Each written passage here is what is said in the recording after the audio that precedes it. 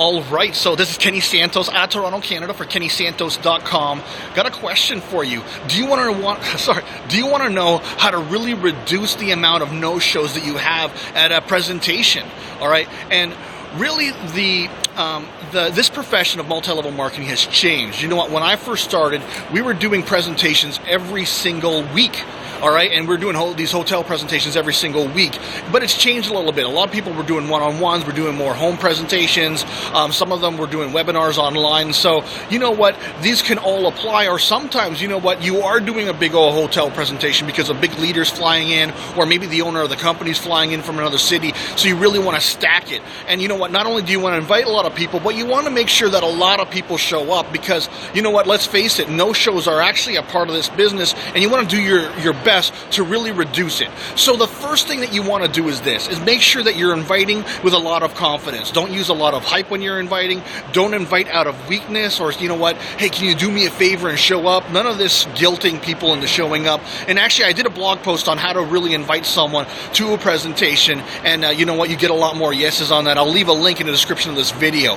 The second thing that you want to do is that when someone agrees to come, make sure you ask them this. Ask them, are you the type of person that keeps their appointments? And of course they're going to say yes. And then you're going to say, you know what, I need you to be extra special in keeping this one. And by the way, you know what, if you can't come, if you're going to be late, give me a courtesy call because I don't want to be holding up the meeting expecting you to come, all right? Because I will, you know what, I'll do my best to hold it up if you're going to be late or something. Can I count on you? And they're going to say yes. Now, of course, you're not going to be holding up the meeting if your guests are late, right? That's not going to happen, but they don't have to know that. All right, and so of course you're not going to be holding up the meeting if you know what, your guests don't show up. You know what, but you know what, you don't want that to happen. All right, and so those are the two things you can do. But the third one is really a big one. It's kind of counterintuitive. It's that you don't tell them the address. All right, and you might think to yourself, well, how are they going to know to come if they don't know the address? And say you don't tell them the address until they've committed to come. All right, and then they might ask you where it is, and unless they've committed to come, just tell them the general area. Tell them, you know what, it's Thursday night, 7 p.m. It's, you know what, near the intersection of Elm Street and Maple Street. Can you make it? All right, and a lot of people, they're going to say something like, oh, I'll try to be there, or if I end work early, I'll be there, or something like that.